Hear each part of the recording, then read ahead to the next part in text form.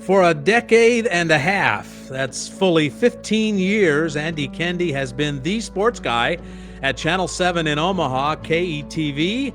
And as busy as he is, he's giving us a little bit of his time to chat about what he does and why and how and all of those things. Andy, it's always a pleasure to have you with us. Thanks. Thanks for having me, John. Always a pleasure. So 15 years seems like a long time, especially in the local news business. How have you lasted this long in one place? Great question. I don't know if I have the right answer for it, though. A lot of it has to do with family, John. I've had opportunities to stay. I've had opportunities to go. But when it comes down to, my kids, I have 3 kids. 2 are at Lincoln right now. One's a senior and one's a sophomore at UNL. And then I have a sophomore in high school. And so, 15 years they've grown up here.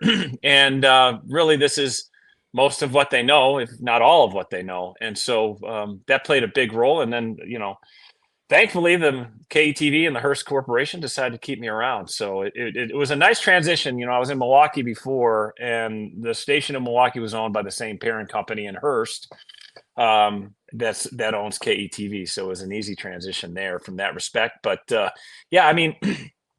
always tell people, the people that don't know Omaha, you just don't know. Because not only is Omaha a great sports market, they've got great people, and it's a great sports state. It's truly underrated. And if you haven't been here, people are easy to throw stones. But I say, just give it a try, and you'll be pleasantly surprised at what you see. So as an aside, the Hearst Corporation is one of the best media companies in America. I don't have to tell you that. There's a lot of media companies, and some of them are a mess. But Hearst, still privately held, owned by the family. And they still, here's your opportunity to say yes or no. And I know you'll say yes, but it is really a really well-run operation, isn't it? It truly is. And, we've had, I can't tell you how many people in the last, 5 years that have been hired at our place saying that was their goal from either another media company or straight out of school, that they wanted to get into a Hearst station. And if you grew up around Omaha or the state of Nebraska, KETV has been, I'm going to knock on wood, a very strong station and a dominant station in the local market and around the state. So it's been a pretty good ride for KETV so far since I've been there, and hopefully it doesn't stop anytime soon. Though changes are coming, John, as we know, and it's a different world in which we live in than I started in back in 1990 as an intern, and as full time 1993. It's a different deal. If you would have told me what we do now, Back then, I would have shaken my head saying, what? What are we doing? What are we doing? Might have gone and done something else. Yeah. How is it that you all, and I can't even describe, because in most television markets, it's not like this. Your ratings are so overwhelming that you get as many people watching your news as the other guys put together. How does that happen? And how you've been able to keep that for year after year after year? Yeah, well, that's the big question now, is can we keep it year after year moving forward in this kind of new era? I think it's a combination of a few things, and consistency is probably at the top. I think if you give people a consistent, solid product, and you've got consistency with your talent, especially on the main desk, I think that matters. I've been there 15 years. Rob is McCartney, who's soon to be stepping down in next month. And he's been there for 35, 40 years. I always kid with him, like, how was it when Abe Lincoln was shot? How was it, covering the Depression, stuff like that. He's a good guy, though. He's one of the all-timers, as I say. And Julie's been there. She took a little break to raise her kids from a full-time standpoint, but she's been at the station for, 30 plus years. And Bill Ramby, her husband, our weather guy, he's been there for the same amount. So I think that consistency really does matter. And I think what else matters is that we really do like each other. Like, I think that matters. I think that shows at home. And and what you see on camera is usually what we get. I'm usually throwing grief at Rob, and Bill's tossing stuff back to me, and Julie, is the one who says, "Are you wearing sweatpants today?" Like, to me, because my dress pants might look like sweats every once in a while. But yeah, that's the type of relationship we have, and I think that shows. And I do think there is something to be said to commitment to local news, and thankfully Hearst still commits resources to local news at their local stations, especially at KETV, and I think that shows. You can, especially from my point of view, we are blessed to have three full-time sports people, and I think that matters. It really does show. Plus, we have a guy who's our sports photographer who goes on the road with us for Nebraska game, and that matters. Where other stations are doing it with one or maybe two people. Mm-hmm. I think genuineness is one of the most important things about what we do. And it also is something that the audience picks up on if it's not, pretty quickly, don't you? If you guys are just out there faking it, and maybe you're really good, maybe you're great actors. And I've worked, and I've worked with people who couldn't stand each other. And for a half an hour, they're sitting out there going, "Hey, this is fun stuff." Yeah. But the audience does pick up on it when it's not working.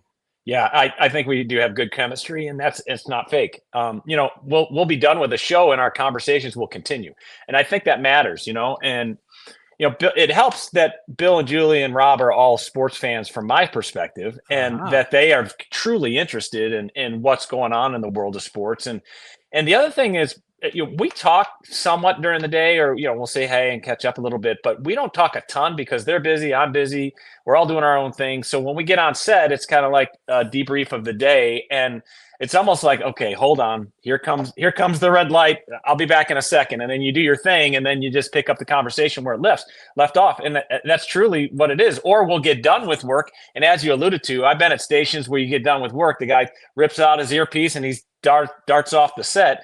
We continue conversations, just whatever, stupid stuff or real serious stuff for minutes and, 10, 15 minutes after the show. So that is normal. And I do think having my coworkers with alongside me for this 15 years, that's the reason why, it's been so enjoyable, because you have Rob and Julie and Bill at our side. And I think it shows because they're really great people. I mean, think about it. You spend probably as much time with Rob and Julie and Bill as I do my family especially during football season, and it's sad to say sometimes, but it's true. And so they're your work family. And so they kind of go up with the ups and downs of your life, whether it be a health issue that I had last year, or put me in the hospital, or deaths in the family. We've had those, and unfortunately, or graduations, some celebratory stuff. It's just kind of cool to share with the people that you've been alongside with,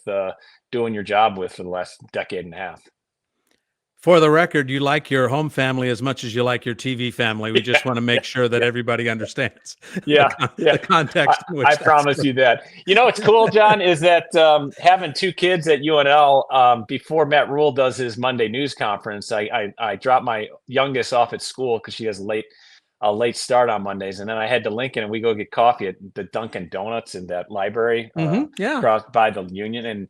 And we always get coffee, and then they're both in the Rakes program. And so we sit in the Kaufman area, the big, beautiful building across from the Union. And we have coffee every Monday, and we catch up, and it's really fun. And it's really fun to catch up on their lives. And it takes you back because you always say it, the college is one of the best times of your life. It really is. And I have to keep reminding them, like, hey, this is supposed to be fun. And, it's a hard work. I get it. You got a lot of stuff going on, but don't forget to have fun. So. Yeah. And I suppose you're happy that that your daughters are in the Rakes program and maybe not trying to make a media career. And I teach in the journalism college, so please don't misunderstand this. Media has been my life, and there's lots of great work.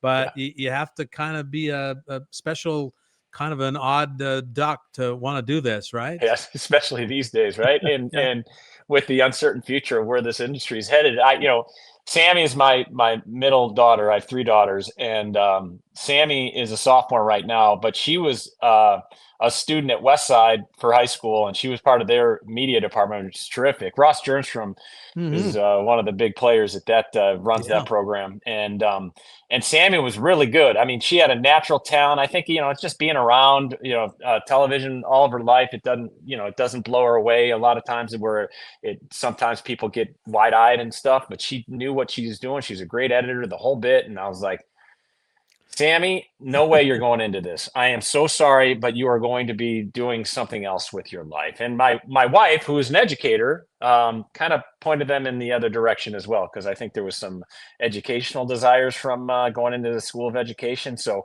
we're just trying to point them in the right path. But if that's what their heart desires, great, go after it. But I think they've got a brighter future in other realms. Plus they see how little I'm home and stuff, and it's hard. Like even Thanksgiving every year is, and this is part of the deal. This is not a complaint. This is more of an ode to the adaptability of my family's schedule. Like they know on Thanksgiving I have to go into the station or I'm on the road in Iowa. And they know I have to put together a pregame special that airs every Black Friday, a little programming plug from 10 to 11 on KETV, if you're wondering. But Channel 7 KETV. Channel 7, yeah. And they know on Thanksgiving is going to be Thanksgiving. So Thanksgiving we call it Snacksgiving, and we just have a bunch of snacks. Because it's going to be kind of grazing food. You just kind of pick something here and there, and we'll get there when we get there. But over the weekend, when the football season, regular season is done, either be it that Saturday or Sunday, we will have our traditional Thanksgiving dinner. Same goes with birthdays. If I'm not here, my oldest daughter, Carly, who's a senior, she just turned 22 when the Huskers were playing out at UCLA, same day. And she knows that she's going to go out with a big dinner with her family. At some point, she's going to go out with a big dinner with all of the family. So that's kind of the deal. And you were in LA. I was in LA, yeah. And in fact, this is an interesting story for you, John. 15 years of doing this, 16th season covering Nebraska football. And this was the first time that we were the only local station in the state of Nebraska to cover an away football game. It was surprising. Wow. But when you take a step back, it wasn't, because of the late start time. Started at 8:00 Central. So what are you going to get? There's more of these conversations when we talk about the evolution of media and where we're at these days for especially local stations. What can you get for your money? So I think a lot of stations looked at it and you're like, do we really want to pay airfare, hotel, food, Ubers or a car, transportation, whatever, for an 8:00 start where Nebraska sends you the post game at the podium, and you can record off TV. My theory is we have multiple segments in which we record on after games that run, whether it be Saturday or Sunday morning or Sunday evening, that we have to be there. And I think, as you know, there's something about being at games that you're able to pick up and do a better job moving forward if you're at everything. You know what I mean? And so I think being at the Rose Bowl benefits us as a station. It really wasn't that expensive of a trip when you take a look at it and what we got out of it. Well, we just got out the greatest game a running back at Nebraska ever produced, and we have our own video of that. Oh, and we also have TJ Latif's first collegiate start, and who knows where that's headed. It could be the first of 4, it could be the first of 50. We don't know. So I think going to these events, and this is what I fight for, because once you start losing that battle, I don't know if you ever put that toothpaste back in the tube, if you know what I mean. Yeah, and unfortunately, this is my editorial comment. There are so many people who run the media business who don't really know what we do. They wouldn't know how to plug in a microphone if it was the last thing they had a chance to do, right? And so, and that's the truth. I mean, it's not a guy who's been around this forever. That's the truth, and that's changed a lot. And I'm thankful. I'm considerably older than you are. I'm thankful that I got in the business in the late 70s, because in the 80s, 90s, and early 2000s, where I worked, the commitment was still there, and we still did lots of stuff. We traveled all the time. We did all of these things. I talk about this with my peers who are as old as I am or older, that these young people who are getting in the business now won't see those opportunities that we had to be on the road and learn what it means to be in a locker room, talking to players away from Lincoln. Yeah. That's so valuable. Yep. Yeah. And I'll tell you what else is valuable. And you know this as well as anybody. It's not just what you get on camera, right? Mm-hmm. The interviews are fine. And the podium interviews were great, right? And there's the other thing is that you get to ask what you want to ask because you're there. And Matt Rule is so savvy. He knows who's at these things. He's got an incredible memory. Who knows who's asked questions, who's attending events. It's pretty amazing. But the biggest thing, and this is where I was going with this, it's the stuff before the games or in the middle of the game or after the game, the little interactions you have with whether it be support staff or players or an assistant coach walking by and having a quick 5-second conversation. It's those things that really have a tendency to give you a good foundation of knowledge that you wouldn't have if you're not there. Like whether we're waiting for the bus and I'm BSing, chopping it up with Keith Mann, like he's not telling me anything, but he kind of gives you a good scope in terms of like, hey, now how does this work? And where did you stay last night? That types of stuff that interests me and may help me do my job more effectively. And I think that's important. Good old fashioned relationships. Absolutely. And relationships are harder to make at home because the coaches come in and they go home and they do your thing. You guys can't go watch practice, those kinds of things. But on the road, and this goes for play-by-play announcers and newspaper reporters, everybody, we almost always get better access, better stuff away from home, partly because, as you say, there aren't 50 people fighting for that attention, and partly because it's just easier. It's easier to get people when they're away, and that's a little inside baseball there. Absolutely, yeah. We were having dinner. Like, here's another thing. Like, we were having dinner out on the patio at the Rose Bowl. I mean, talk about a picturesque stadium, one of the best. And this could be their last trip there because UCLA is trying to move to do their home games closer to campus at SoFi Stadium. So we're just kind of chopping it up, having dinner out on this patio, watching the sunset, just having some dinner. And it's me and Sam McEwen and Amy Just, and there's a couple of Nebraska officials, and we're just going back and forth and telling stories and this, that, and the other thing. Well, does it matter in that day? No, it doesn't. It's just, it's just good conversation, right?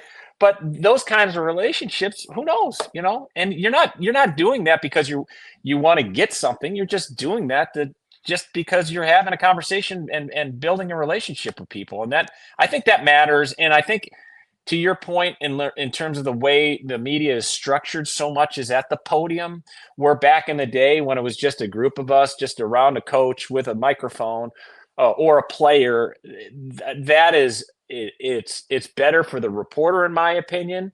It's not as practical for the subject. You know what I mean? It's not as practical for the coach or the player when there's especially at Nebraska, who has other than Ohio State, probably the biggest media contingent in the Big Ten. And I understand why they do it. It's just different when you get a guy off to the side and do a quick interview with him there, rather than where you're standing at the podium where you just can't help to be a little bit on edge. Yeah. I probably mentioned to you this before, but when I covered the 49ers for many, many years, we didn't have as many people covering the 49ers, Super Bowl champion 49ers, as who cover the Huskers here. So Andy Kendeigh starting his 16th, well, in his 16th, the 10 games, 16th college football season, high school football season as well at KETV Channel 7. He's with us on Watch the Media. I'm John Shrader. If you had to give up the Huskers or high school coverage, and you could only do one or the other, what would be the audience reaction? What would you pick? And what would the audience think of that? I know it's a kind of a funky question, but high school's pretty big around here. Well, first, before we get into this, I wanted to say this, that I pick up a cup every road trip I go to, so I'm drinking out of Northwestern. It's not that I'm a huge Northwestern fan. I just want to make that clear for. But you are from that neck of the woods. Yes. I just want to make it clear that I picked up a nice UCLA cup this weekend. I was very happy with that. If you had to pin me down and say, hey, you got to get rid of the Huskers or high school stuff, From a business perspective, I know what they would say. I would know the business people would say you were keeping the Huskers because the Huskers make so many people so much money, because that's why you see as many media people covering the Huskers, because if it wasn't making money, you wouldn't see so many people. So from a business perspective, I would say that. But it's easier to cover Huskers without being there. You have to be there for high schools because you're the guy shooting, or you're the guy getting the highlights somehow, some way, doing the coverage. So from a personal standpoint, I'd say you could continue moving forward without covering the Huskers in the traditional sense. You couldn't move forward without, you couldn't do the high school stuff you're doing now without being there. So I would say you'd have to pick up the high school stuff. And I will say that every Friday night is pretty amazing what we and locals, it's not just us, every station in the state does some kind of Football Friday programming, and it's pretty amazing what people who don't normally do it, and then they get thrown into it, and they say, "Wait a minute, hold on here.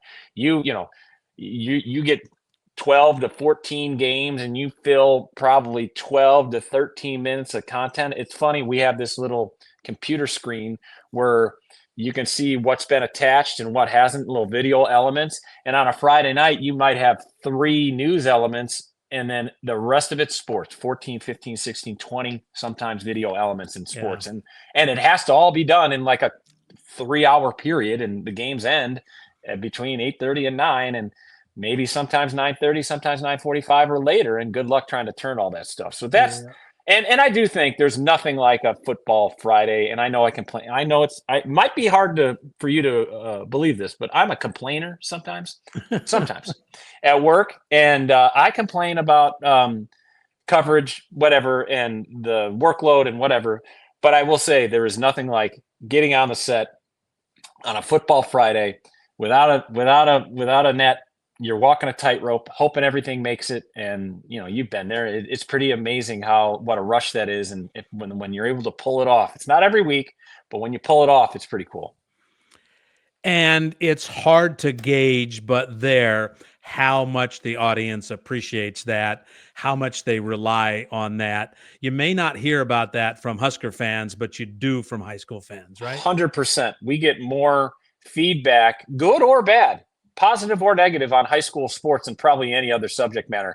Yeah, and the negative is, hey, you didn't cover school X or school Y, or the favorites are, hey, you really should check out, Joe Smith and signed, John Smith. It's like, oh, I get it. I understand where you're coming from. And so, yeah, but we get voicemails, we get email feedback, and the whole bit, even the positive variety. And when I get feedback in the inbox, it's always like, oh, I have one sitting in my inbox today, and I didn't open it before I came on with you because I didn't want to be put in a sour mood, because 9 times out of 10 they're negative about something. But with high school stuff, they're more positive than negative. And I think people realize in this day and age, and the uniqueness of the market, John, this, we do more high school stuff than most markets our size. And it's not, people are spoiled in the state of Nebraska because we put such a priority on high school sports. That's not the way it is in most markets. I came from a market in Milwaukee that we're lucky to get 6 games, and 4 of them are on live streams. We have 1 guy shooting, So, and even in Madison, which is kind of a equal size market as Omaha, maybe a little smaller, but they don't put nearly the time, effort, or resources into high school sports, not just football. We were at, volleyball state championships, or the basketball state championships are always so big. And that's pretty special. And I don't think if you haven't been out of the state in a different market, you wouldn't know that.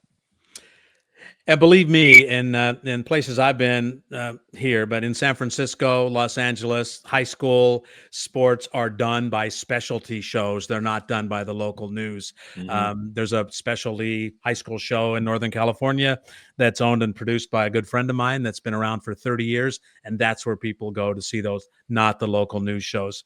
Andy, you mentioned a little while ago about some health problems you had, and I guess they were pretty serious. How are you doing? And how has that impacted you? Well, I'm doing good. Doing well, better. Thanks for asking. I had something in my back. Basically, it's called osteomyelitis or discitis osteomyelitis. I've been kind of taught up or learned up on the whole scenario. And basically what it is it's kind of like a strep infection that lodged in my spine. And that put me in the hospital for 5 days, a year and a half ago. And so unfortunately I got to miss my middle daughter's high school graduation. When looking back on it, it was on a live stream. And it was actually, you're laying in bed and you're like, just, I got to pay attention when they get to like Jay's, oh, here we go. It's time to get, and I got to see her walk across the stage. Wasn't that bad. Don't tell Sammy that though. Okay. She won't listen to this. Yeah. she probably won't.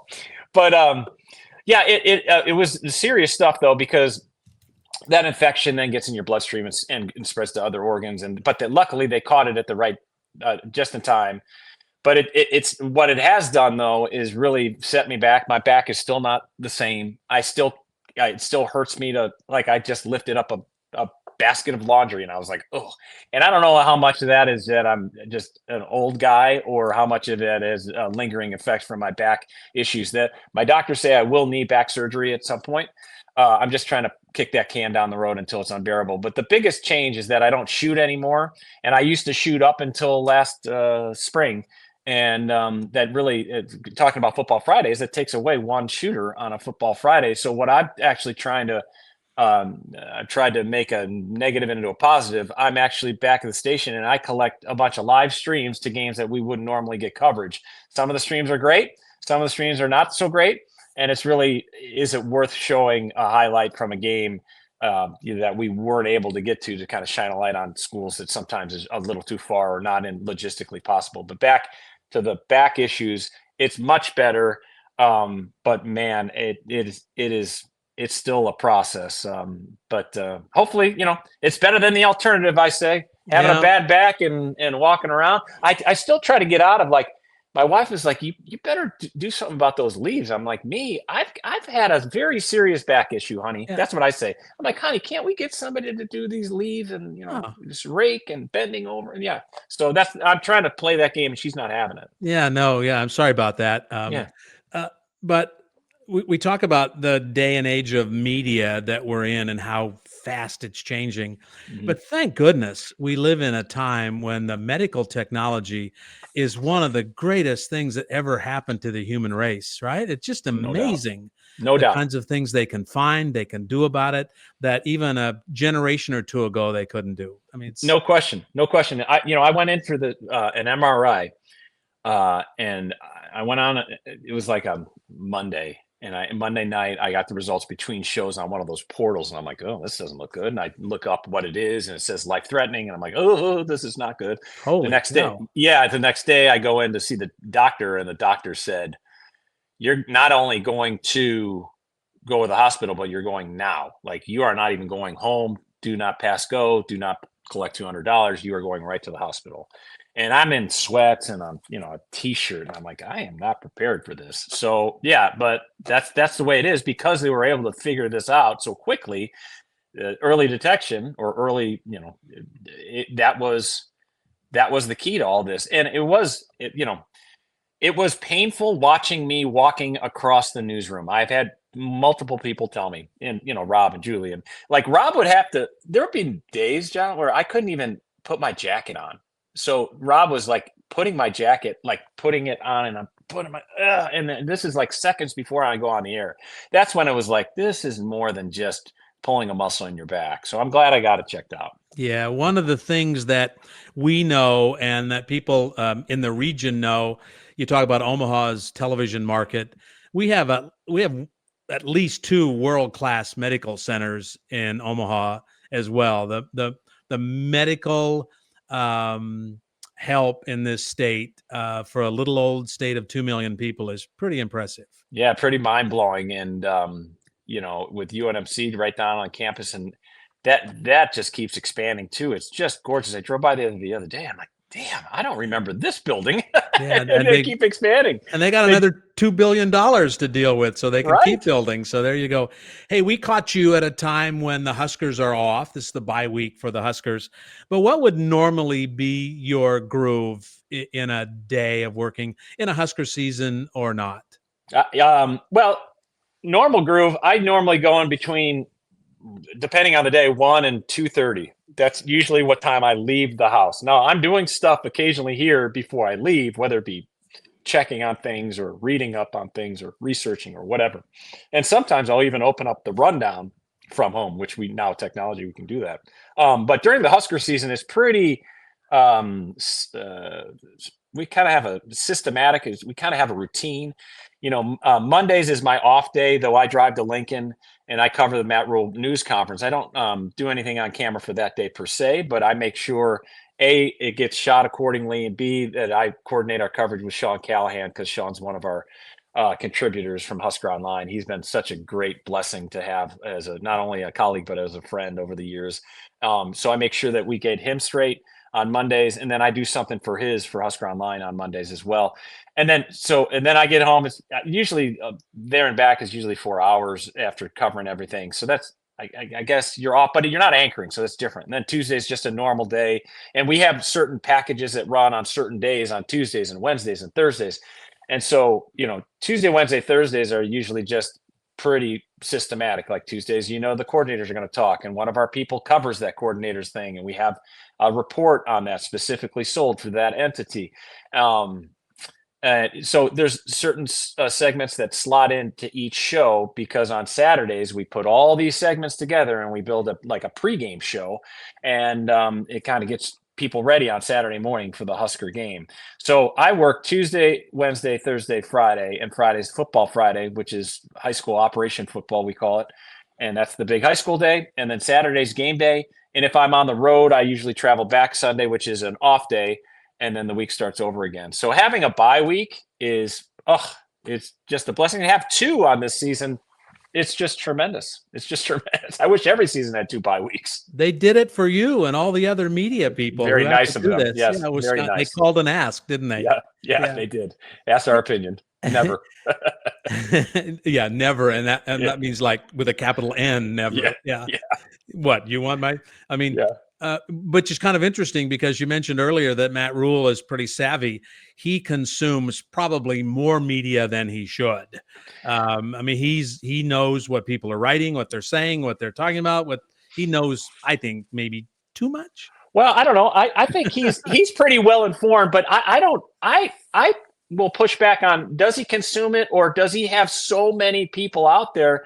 Like I will, I don't consume everything, but if something happens, people are like, hey, check this out. And they'll send you a link, or, hey, check this out, or, hey, you better check this out at the 8-minute mark, or whatever. I think he's got more of that going on, but he is pretty savvy. And I'll tell you, it is unbelievably incredible to have a guy who is that articulate and that is that willing to speak to the media as much as he does.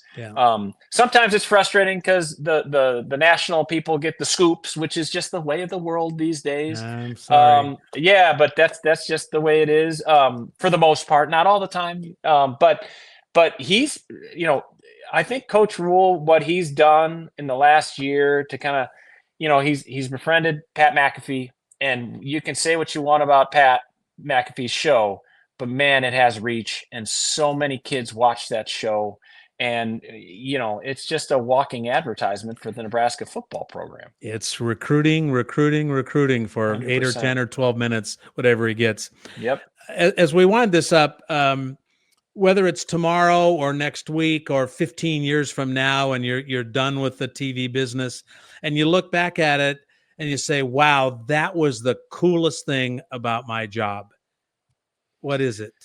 Wow. Well, I hope it's not 15 years. I hope it's your choice. That's the most important thing. 100%. That's a great point. I would say, looking back on it, is not just the people I work with. I think it's the relationships you build.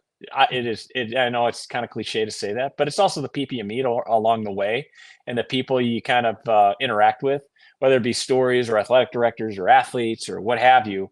I think that's the stuff that's pretty cool. The guys you kind of get to know over the years, and more than, and I'm not saying, we're going out for pops, with a coach here and there, because that just doesn't happen in this day and age.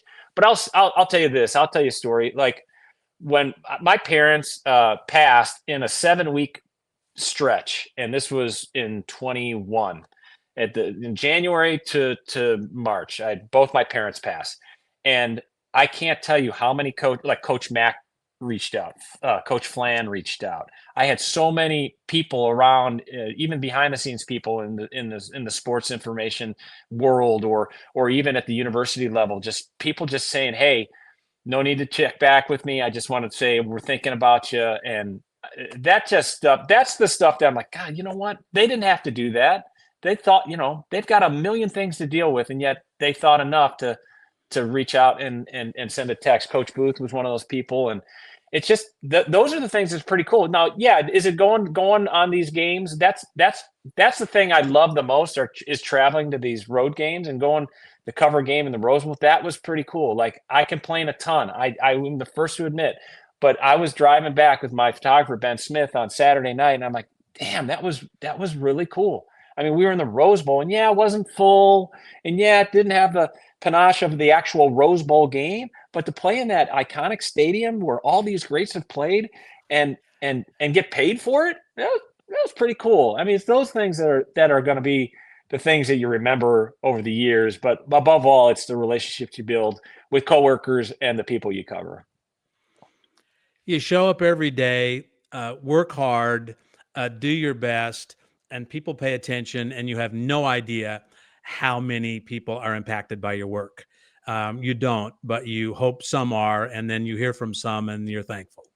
Absolutely. 100%. Because when we're talking, it's like looking into a blank phone. That's what you're doing. You're just, and you don't get any feedback. That's why I get a little nervous when I'm talking to groups of people, when I can see their faces, because you can see how it's going. But in the studio, you're just talking to a blank screen. So yeah, I'm with you. You don't know how many people either care one way or the other, or is this really worth it? But I think in the end, what we've done is, and I hope it doesn't change. I know it is changing, just because the way of the world and where we're headed.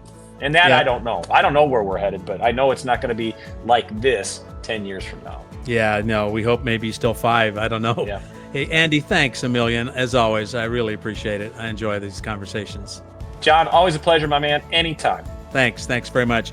Andy Kendeigh, more than 15 years now as the sports director at Channel 7 in Omaha, KETV, the highest rated television news show in Nebraska by a mile. And he's been with us on Watch the Media. I'm John Shrader.